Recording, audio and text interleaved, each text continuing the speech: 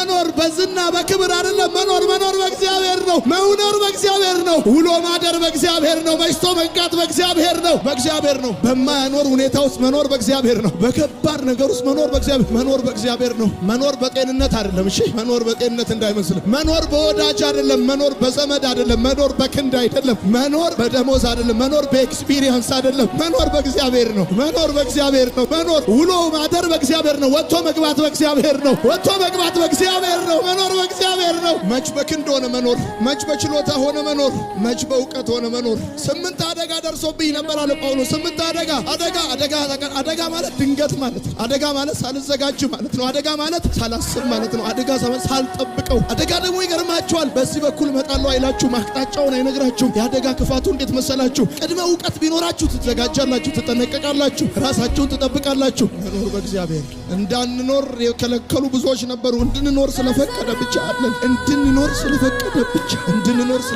ብቻ እንድንኖር እንደገጠመን እንደደረሰብን እንዳለፈብን ጉዳይ ቢሆን ኖሮ ዛሬ ብዙዎቻችን ትዝታ ነበር። ትዝታ መኖር በእግዚአብሔር እንደሆነ የሚገባ ከአንተ የተሻሉ ሰዎች በአይን ጥቅሻ ፍጥነት ሲጠፉ ስታይ መኖር በእግዚአብሔር ብቻ እንደሆነ ይገባሃል። መኖር በእግዚአብሔር ብቻ እንደሆነ ይገባሃል። መኖር በችሎታ፣ መኖር በጥንቃቄ፣ መኖር በእውቀት፣ መኖር በራስ ጉልበት እንዳልሆነ የሚገባ ከአንተ የተሻለ ጉልበት፣ ጥንቃቄ፣ ዝግጅት ምና የነበራቸው ሰዎች ዛሬ እንዳልኖሩ ስታይ መኖር በእግዚአብሔር እንደሆነ ይገባሃል። እግዚአብሔር እንደዚህ ይላችኋል፣ አድነሃል።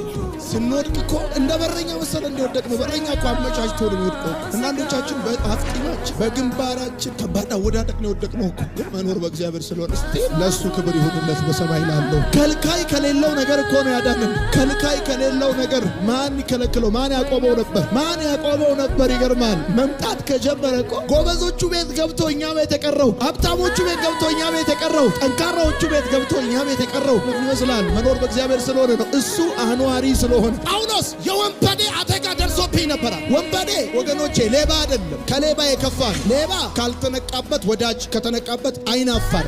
ወንበዴ ግን ይገርማል፣ ጉዳዩ አይደል። እወቅበት አትወቅበት፣ ንቃ አትንቃ፣ እያወቅም ሳታቅም በአንተ ህይወት ላይ ጥፋት ለማድረስ የማይፈራ ማለት ነው ወንበዴ ነው።